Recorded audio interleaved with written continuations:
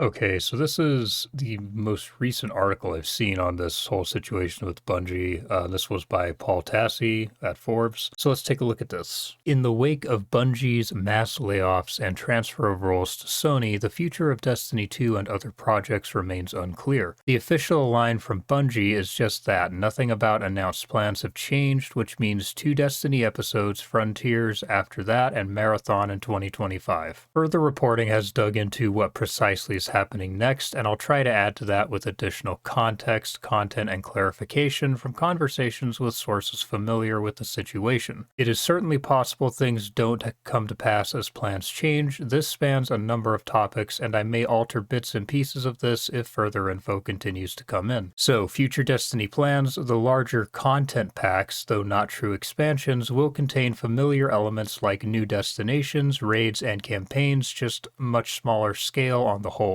Shadowkeep-ish size maybe, though not that same format. A goal is developing more replayable, unique activities like the Coil. If we are leaving the system, my speculation, this is where we'd see those new worlds to visit. I am not sure if this is free. I will say on that, trying to focus on activities with higher replayability is probably a good thing. Like, I did enjoy the Coil quite a bit, and one of the issues with a lot of the seasonal activities we get is they feel like they're meant to be disposable, whereas something like the Coil, if they were to really expand on that, does have, that does have some potential. But moving on, that will be the main release of a given year, I believe starting with Frontiers launch, and then 6 months later there will be another pack of smaller content that's more something along the lines of what we got with Into the Light. This should be free. So main concern there is that a Shadowkeep-ish expansion once a year, I don't know if that's really going to be enough, even with like a smaller, content pack along the lines of Into the Light. The thing about Into the Light was its purpose really was with the extension of Season of the Wish due to the final shape delay. It was just there to give players something to keep them occupied for a month or two while we waited for the final shape. And it served that purpose very well, but that's not enough to keep people occupied for another 6 months until the next, major release. And if on top of that we only have 2 seasons, I mean, those better be substantial seasons or episodes, whatever the hell they're going to call it. Those better be substantial. They better have good content and a lot of it, or else, I mean, people are just going to, lose interest very quickly. So that is concerning. Moving on, between these, there may be something akin to current episodes, though the scale and schedule is not clear. Generally speaking, the idea is less sprawling one-off campaigns and a greater focus on replayable activities, the quote-unquote hobby aspects with the new Frontiers format. These aren't widespread updates that will hit every facet of the game at once like most expansions used to. It will be less than players are used to, not to say there will not be things worth playing. Next up, canceled projects, Destiny 3. Some elements of Payback seem to be shaping up well. The third-person adventure spin-off shooter Luke and Mark were doing, I have not heard anyone say it was a flat-out bad idea or terrible in practice, even if the concept sounded like a significant departure for the series. Yeah, in other articles they were talking about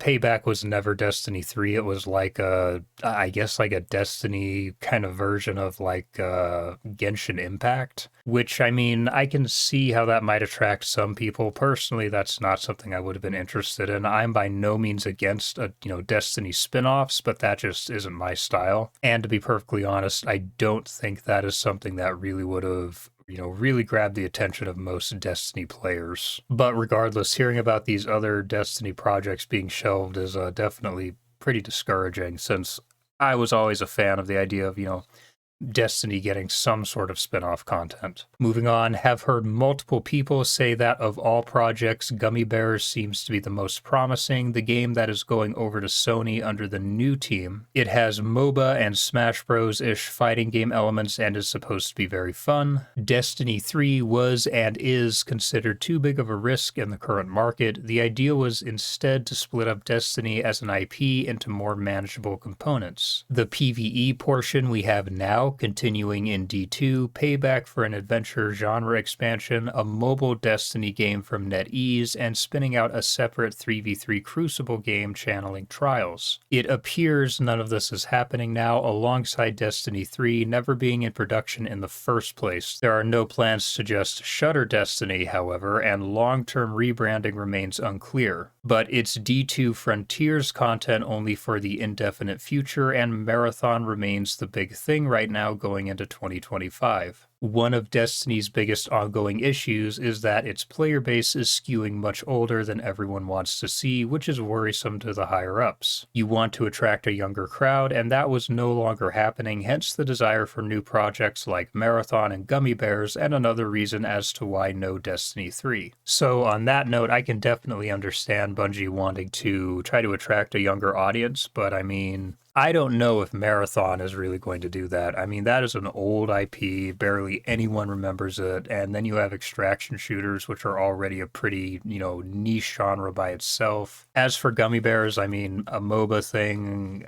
I don't know. I feel like MOBAs have kind of fallen off from what I've heard, but I could be wrong there, so who knows? But I feel like if anything, if they wanted to draw in that younger crowd for Destiny, they just need to make the game more approachable as a whole, have a better, entry experience for newer players into Destiny. Which ironically enough, I think having, the Red War and Curse of Osiris and Warmind as the free-to-play experience, I think that did a better job of it than what we have now. I know in the other article by Jason Schreier, they had mentioned that they want to try to provide a smoother onboarding process for newer players. So if they can accomplish that, then I don't imagine Destiny having too much trouble attracting a younger audience. But continuing on, Bungie internally, everyone does not trust leadership at all, but leadership does not really seem to understand that. And some actually believe this week and this situation went well considering. That is absolutely mind-blowing to me. Like, first off, I feel awful for the devs and game companies, these AAA companies, they've got to knock this shit off, or else the day is going to come where they are going to have a shortage of game devs, purely because either A, people who are thinking of getting into game development are going to hear stories about these layoffs and they're just going to turn away from it completely, or B, devs are going to just all go to the indie market because they can't trust these AAA companies. But moving on, the sheer amount of stuff that was done for the final shape was massive. Story was rewritten multiple times, missions redesigned multiple times. During the delay, they built a colossal amount of new content: Dread, Dual Destiny, the Verity Encounter, exotic class items, Ergo Sum, GM Excision. The reason being is that the studio was told the expansion was make or break, and now they all feel lied to for obvious reasons. Now the new mantra is that Marathon is make or break for the studio. Okay, we've got to talk about this because this is just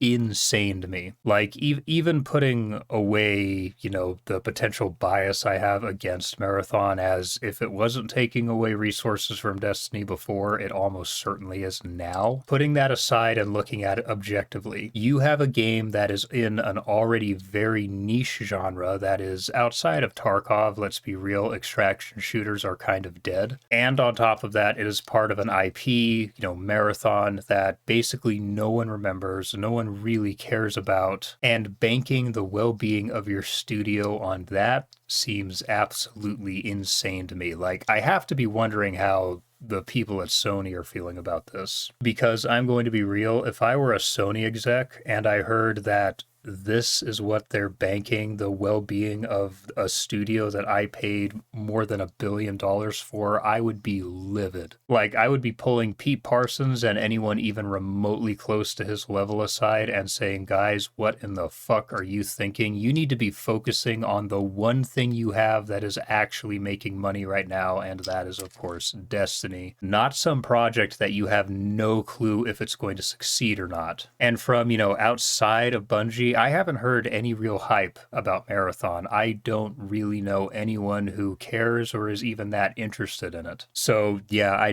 don't understand that. That seems like a huge risk to take. I don't know. We'll see what happens there. Personally, I don't care about Marathon. I'm probably not going to play it. It just isn't my style of game. And, Destiny gamers, we are not the target audience for Marathon. And personally, I think that a lot of, Destiny PvP gamers are betting way too much on their enjoyment of Marathon as well. Like, listen, the sweatiest, most stressful, balls deep Trials of Osiris match you have ever had is like a normal run in an extraction shooter like Tarkov. So I don't picture many Destiny players really being interested in Marathon, or maybe they pick it up, they play it for a while, but 90% of them are going to end up dropping it, which isn't a big deal because we're not the target audience. The problem is that I feel like I haven't heard anyone from even that target audience talking about Marathon at all. So I think I don't know, betting all this on Marathon seems like a huge mistake, but I mean, that's just me. Moving on, the new player onboarding experience remains bad because the team who did the Cosmodrome / Shah Han stuff got one crack at it, and then essentially no one ever tried anything of significance again. That may change with future plans. God, I hope so. Like, it is so difficult to get new players into Destiny because that, free to play, quote unquote, campaign that they have is just awful. I mean, you can beat it in like an hour or two. You don't get anything particularly good from it. It's not a good introduction to, how the game works. Really, I think the best thing they could do as like a new player experience is just bring back, the Red War, Curse of Osiris, and Warmind. I mean, none of those were really that great. Like, personally, I think nostalgia has been way too kind to the Red War. I remember it as just being very mid, but those three together as the free-to-play experience at least meant that people who were just getting into Destiny, had a decent amount of content that they could play and really use to get a feel for the game. And it certainly provided an exponentially better introduction to what Destiny is than whatever the hell it is they have now. So yeah, that is something that desperately needs to be worked on, because getting new players into this game is a slog. It feels like you're having to actually like mentor someone full time in order to actually help them understand how to get into this game. Moving on, Bungie is essentially tied to games as a service games forever. Nothing single player. Matter was not a live service FPS, so that was part of the reason it was axed. Yeah, that's disappointing, but not really all that surprising given that Sony did pick up Bungie because they wanted, a live service studio, so I suppose that's to be expected. Moving on, many departments have been gutted after layoffs. Much of QA is outsourced to people who are unfamiliar with even basics of the game. That is a nightmare. That is not a good thing to hear. Everything has been divided up into strike teams now, even individual missions and activity modifiers. They form, are dissolved, reform. Speculation is that higher up saw that players liked when they called things strike teams, so now there are a million strike teams. Oh my God. Speculation is that higher ups saw that players liked when they called things strike teams. What are they doing over there? Jesus Christ. I mean, if this is the type of leadership that Bungie has been dealing with, I'm surprised the studio has survived at all. I mean, goddamn, Sony must be just furious at them right now. That is one of the most ridiculous fucking things I think I've ever read. Whatever. Continuing on, even with updates, many tools are exhausting to use and everything takes forever. And if Destiny 2 content is still being added, there will indeed be more vaulting for technical reasons alone. Though whether the no more expansion content vaulting rule applies is unclear. Jesus Christ, do not vault any more of our stuff. If they start vaulting stuff again, that is not going to go over well. That is not going to go over well at all. People will be furious if they start, making stuff unavailable yet again. But finishing out the article here, like when things were bad during the pre-final shape layoffs, those that remain are confident in the actual work they're doing and believe they can make great things. They are hoping for community support as they continue to work, which is different than approving of leadership. I, for one, am happy to keep cheering them on. Yeah, listen, the devs at Bungie, they know what they're doing. They're talented folks. It has become more than evident over the last couple years that this is not the fault of the devs. This is just incompetent leadership, plain and simple. And it really, I feel awful for these devs who are still there. I mean, for one thing, after the layoffs and with seemingly now Marathon being the focus, I mean, man, the Destiny crew in particular, they must just have a skeleton crew going on right now. And I feel really bad for them because I've been there and that's never fun to have to try and deal with. And of course, I feel awful for the devs who got laid off. I've been there too. And especially, this time of year, we're starting to get close to the holiday season.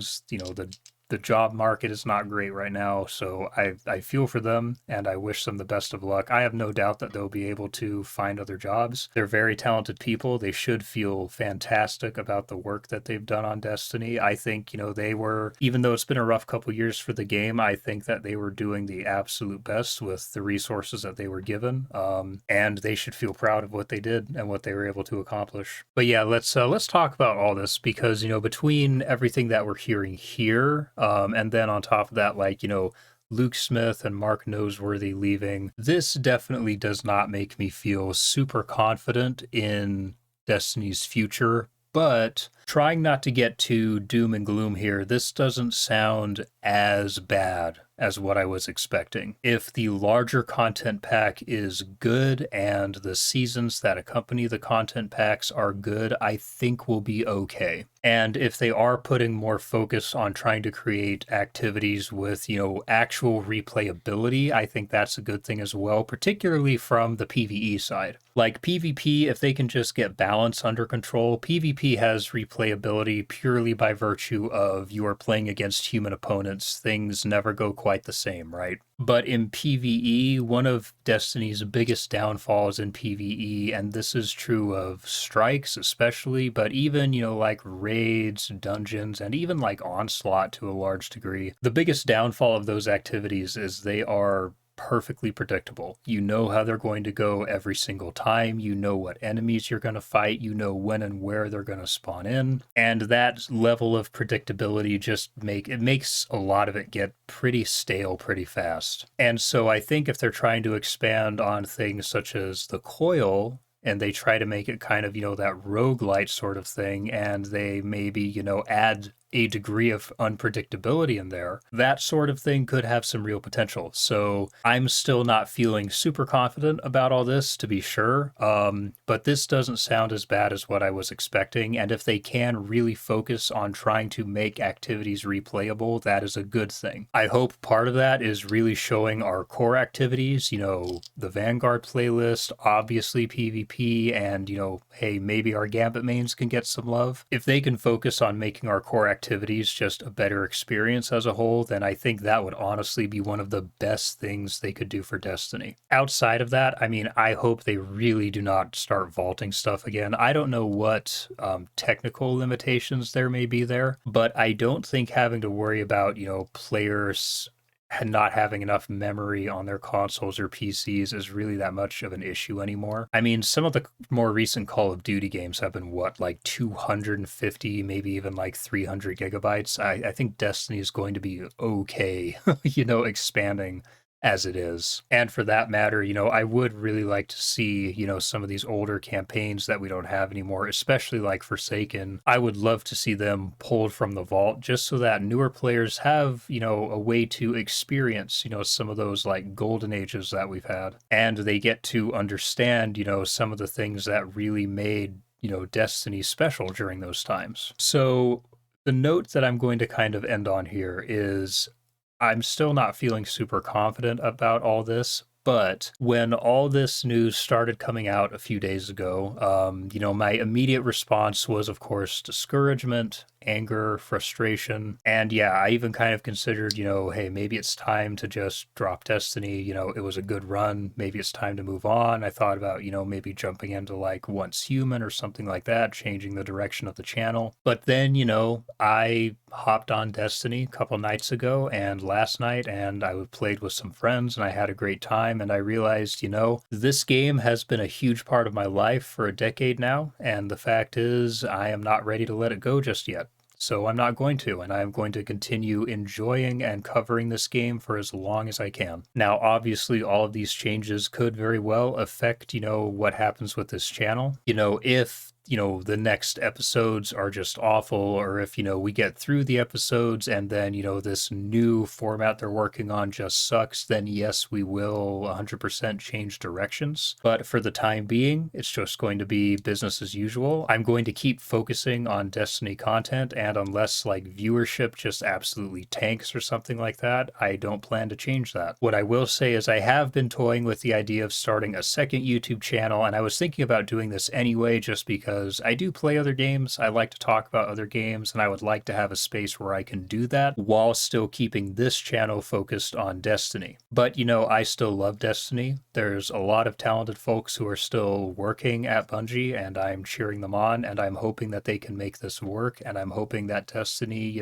still has something of a bright future. But of course, time will tell, but for now, it's just going to be business as usual. Next video will probably be a review on Veiled Threat. I have another PvP loadout video in the works, and I have a video in the works talking about Pantheon as well, just, talking a little bit about how I think that might have been the best PvE activity we've ever had and how it sucks that it's gone now. But yeah, I'm trying not to get too, depressed and doom and gloom over this whole thing. I hope they're able to make this work. I hope that Destiny is able to continue on and remain healthy for a long time yet. But, we'll see. Time will tell. But like I said, I love this game, and I'm just not ready to let it go yet. So anyway, Guardians, that's all from me for now. Depending on if any more future news comes out, we may talk about this again. We'll see what happens. But for the time being, I will see you all in the next video. Have a good one, Guardians.